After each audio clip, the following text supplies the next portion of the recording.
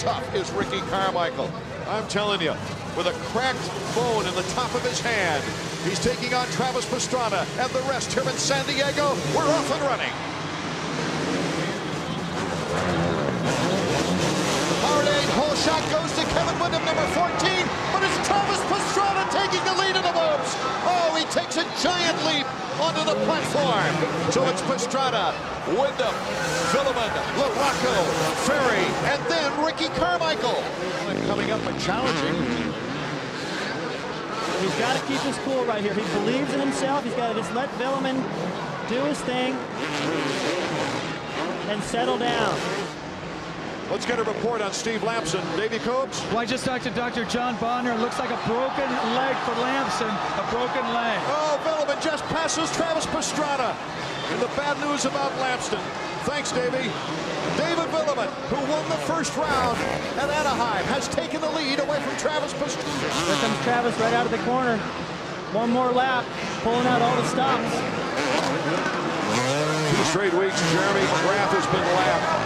David Villeman, for the 2nd straight week, is in the lead, but Travis Pastrana just might pull out all the stops here on the final lap.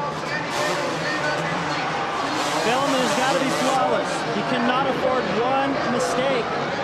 Damon Huffman right there, number 20, the only lap driver between him and the finish line. Oh, Pastrana pulling up as David Villeman likes to look back at his competition. In fact, he hates tracks that he can't see the competition. David Villeman is set. We're about set for round number 3, 250 action from Anaheim. Kevin Windham, the Powerade hole shot winner. And it's Windham taking over the lead. His teammate, Travis, right back there in 3rd in good position. Michael Byrne, another great start. He's in 2nd place. Travis gets around him already, so here we go again. Suzuki teammates out front. See if he can try that right side down the whoops again. It looked good when he tried it. There he goes. Pastrana in the whoops with Windham, his teammate.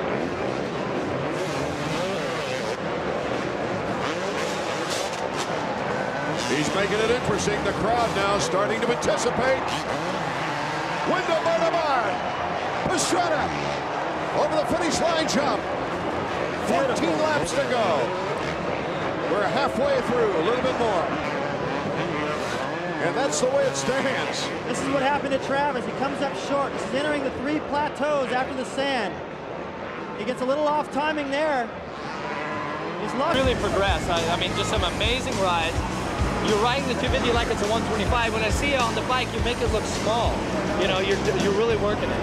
Yeah, no, I feel great. I've been working really hard, especially on my starts, and I feel like that's a big thing. If I can come out in front. Is Travis Pastrana out in front?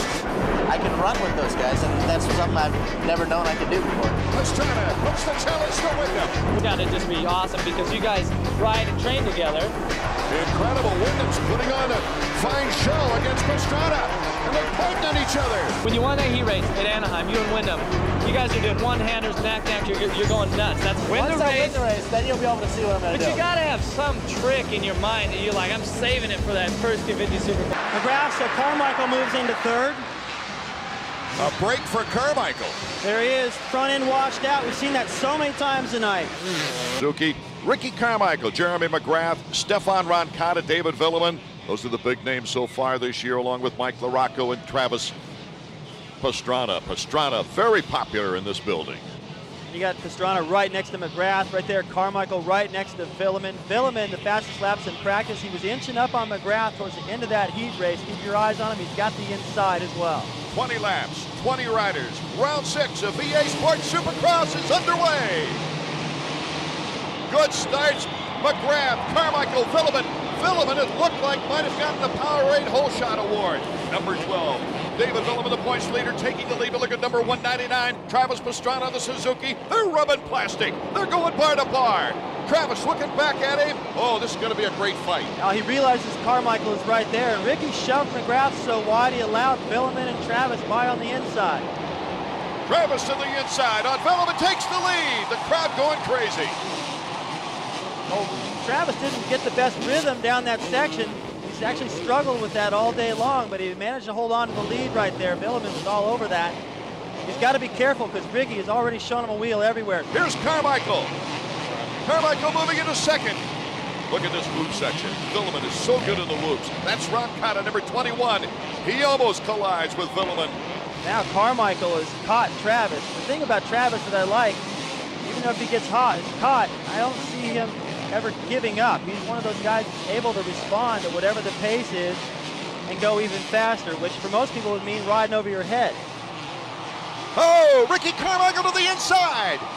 Number 4, the defending champion, Ricky Carmichael, who won here last year, moves into the lead. Check out the whoops. Villeman and Pastrana, they blitz those whoops beautifully.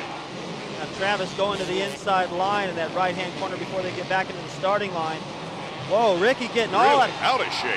And Pastrana takes the lead again. Good save by Ricky. We've seen him go down like that before. He just hung on to that baby. That was the rut. He's been using the rut. Travis rather has been crossing over that. The rut is actually more difficult. You're trying to stay in those loops and stay in the exact line. And once again, Travis blows the timing through the section, but he takes the line away from Ricky, so he couldn't capitalize on it. Villeman is coming right in there. David Villeman going at it with Ricky Carmichael for second place. Villeman doing the right thing by getting in there and making Ricky a little nervous, but Ricky knew that the line he had would pay off at the end of the straightaway. Still, though, he's got to feel this pressure. And perhaps they're going to start having to ride a little bit more defensive again. And for the second time, Travis out front may have that opportunity to get away from these guys. Travis coming up a little bit short right there, so he can't do the rhythm. And Ricky, once again, closes in on him. Oh, Ricky to the inside. Travis opened the door just slightly, and Travis goes down. I don't believe that. This crowd is crushed. They love this kid. He had a chance. If we're talking about Travis, obviously the idea is keep the front end out of the bottoms and keep the power on, keep that forward momentum going.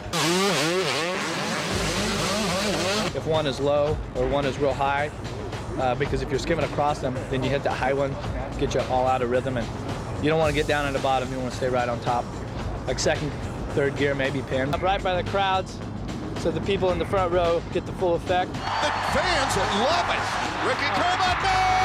Normally, Travis Pastrana, one lap after crash with Mike LaRocco. You see LaRocco's mechanic, Paul DeLoyer, came over to complain. Travis crashed all by himself, came all the way over to the Parks Unlimited banner. Pastrana is also out of this main event. 2 different crashes for Travis on 2 different laps, same whoop section. Here comes LaRocco. Here comes LaRocco, and he's still mad. One of the oldest guys and one of the youngest. You know, I was really focused on moving up, and I felt like I was the fastest rider on the track. And, you know, after seeing Ricky move through the pack, I knew I didn't have much time. So I was a little bit overly aggressive, but I also think that... While in third place on lap 8, his rival for the final step on the podium, Travis Pastrana, pulled off the track and DNF'd with a severe case of the flu. In the next race, Travis would prematurely end his season, as only 4 riders in 2002 would survive to make the gate in every main event.